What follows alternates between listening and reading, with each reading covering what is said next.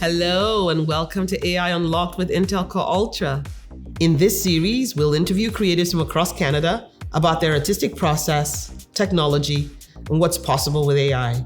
Bianca Lee has over 8 years experience as both a DJ and a sound therapist, offering a unique blend of restorative wellness experiences, interactive workshops, and a professional DJ service. Thanks for joining me. Thanks for having me. I'm really excited to be here. So you are a DJ and a sound therapist. What does a sound therapist do? That's a great question. I feel like not many people know or they'll ask. And so I facilitate what's called a sound bath or sound meditation. So I use various sound healing instruments like crystal singing bowls, tuning forks, koshi chimes. And what that does is I essentially help people relax through the use of instruments. And I often work with workplaces. I work at special events. Just last night, I was conducting like an ambience sound bath set where folks are having dinner and I was playing different instruments to essentially create a really relaxing ambient experience for them to enjoy their food in. I could definitely do with some relaxation, trust me. Hit me up anytime you need.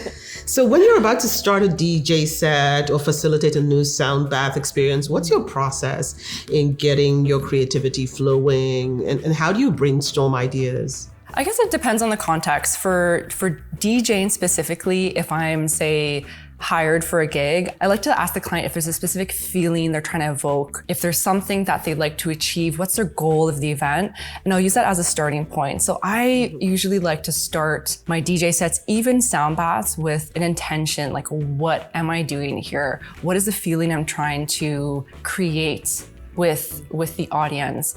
And I'll use that as a starting point.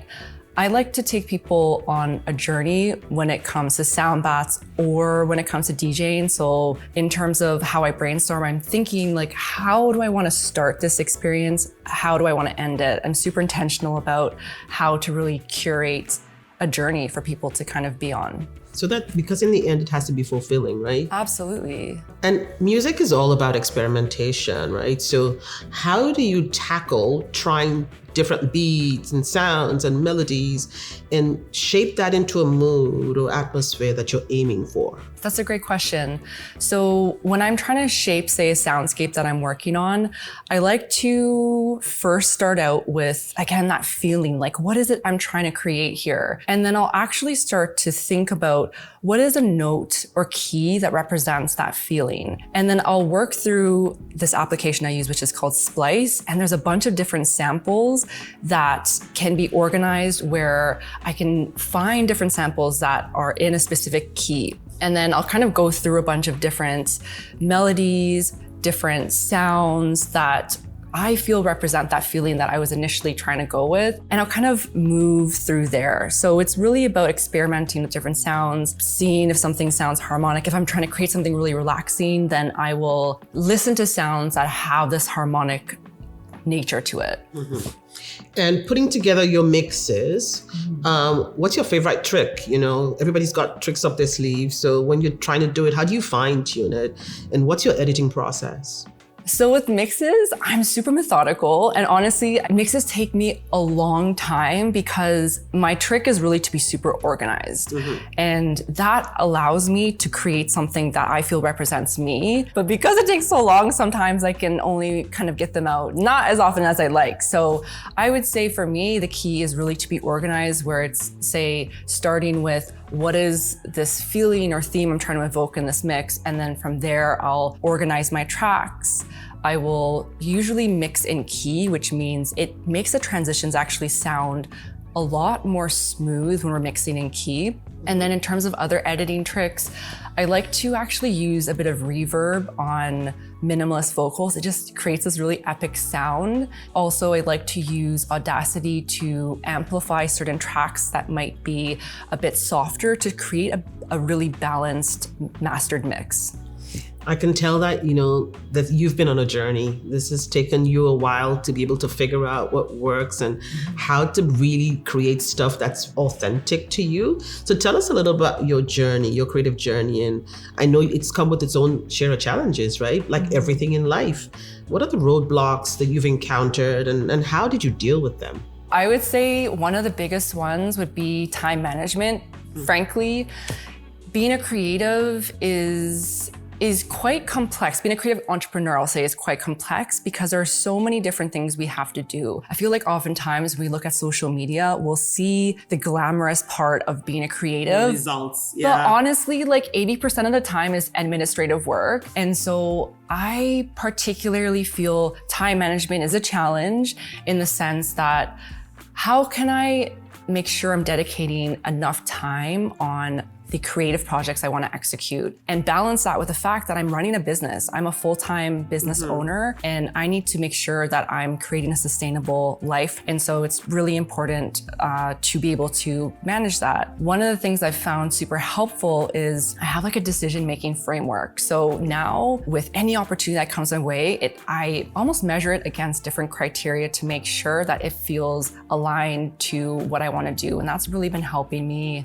create a business and life as a creative that truly reflects who I am. Yeah, I think a lot of the times, especially in this world of social media, everybody sees the results and we fail to understand the process behind it, which is also one of the reasons why we wanted to talk to creatives like yourself, so that we could give people a peek into what happens behind the scenes before you see all the incredible work that gets put out. Absolutely. For somebody who's looking into DJing or doing sound therapy, like you mentioned earlier, what's your advice on helping them start that journey? And so they can learn from your experiences and not have to make the mistakes that you probably made and learned from in the past. First of all, it's so important for people to immerse themselves in the environment that they're looking to do. So if they are looking to become a DJ or sound therapist, highly recommend go to a nightclub, try to shadow a DJ, do something that really brings you into the environment, because as we were saying with social media, we see only one side of it.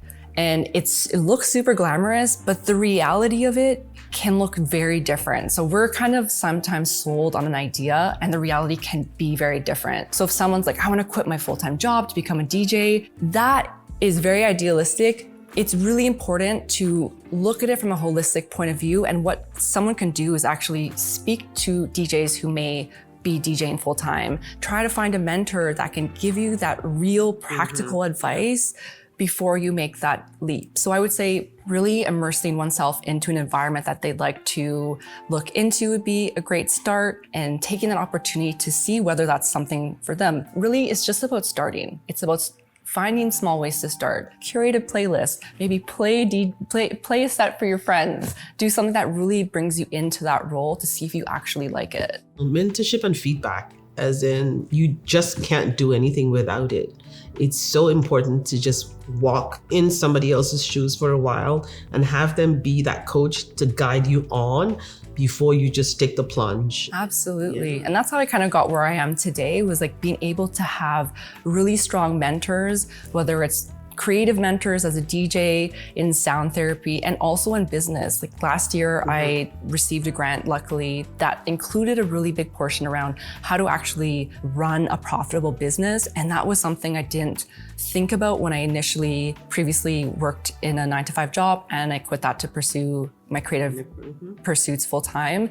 I didn't understand the business aspect of it. So having a mentor who really walked me through that is super important. So I would say if someone's thinking about pursuing something creative, also think about the business aspect, because it's hard to feel fulfilled as a creative without having that backing, that sustainable aspect of living. So yeah, life doesn't stop just because you're passionate about something.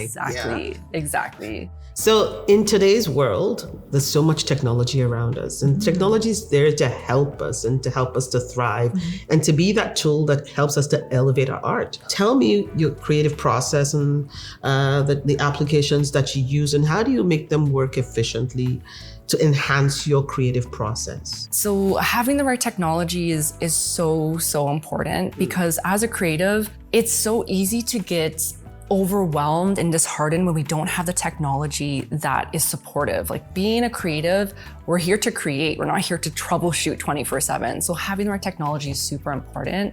For me, what has really helped in terms of even thinking about AI. So I have been creating soundscapes, producing soundscapes, and I've been exploring various platforms that can help me, say, generate different chords. So I use an app called Chord Create, and that helps me because actually I'm not classically trained. I don't have a music background, classical music background per se. And so again, talking about like having to manage priorities, I don't have the time to go to like learn classical course on classical music. And this is not the era and chapter I'm in my life. Like I want to create, and so if I can have platforms that help me, say, learn music theory or help me create chords or chord progressions that allow me to start creating in a way that feels fun for me, that has helped me a lot actually in being able to really evolve as an artist. Yeah, you talked about AI and some of the tools that you're using. So AI has become more commonplace in today's world. And personally, I'm thankful for it. So tell us a little about some of the AI tools that you've also used and how they work for you. Again, one of them I've used is Chord Create. So that helps me actually generate different chord progressions. Another one I use is called noises. So that actually separates tracks. So say if I'm looking to experiment with remixing a track, that helps separate the actual music or song itself.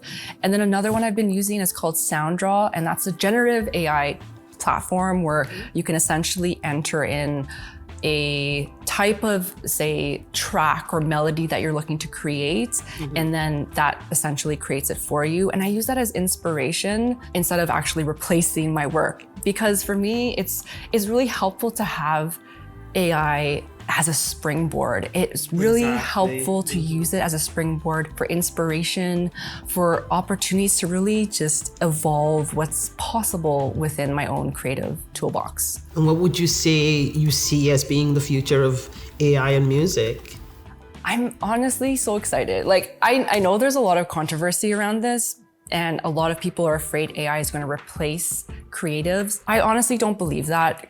AI is never going to replace human connection, the human element of creativity. For me, the two areas I see AI being really impactful is being able to collaborate with artists. So say using AI as a springboard and then being able to collaborate as an artist using that platform.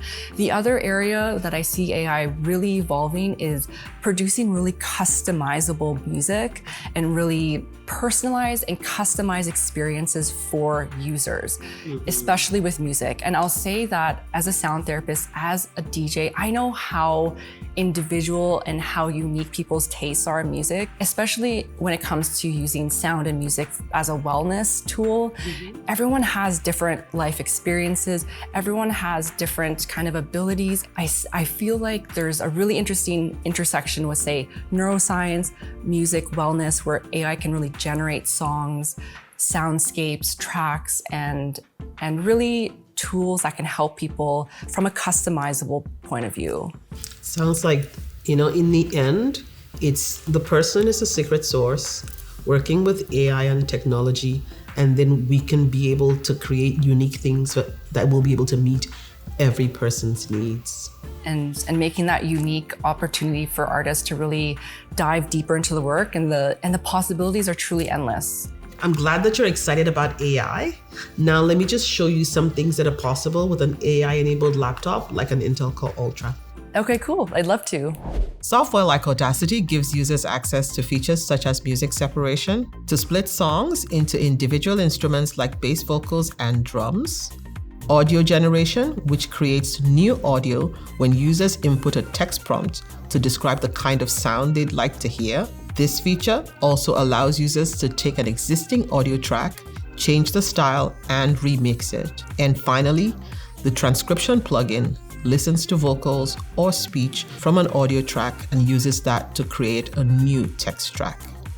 Wow, that was really awesome. I'm super excited to try out the text to audio capabilities. Awesome. It's been incredible chatting with you, Bianca. Thank you. Thanks so much for letting us get a glimpse into what you do and the beauty that you bring out through music. Thanks for having me, Annie. Thank you so much. I hope you enjoyed that episode. Thanks for watching. Don't forget to like and subscribe. Intel Core Ultra is now available at Best Buy. Go get it.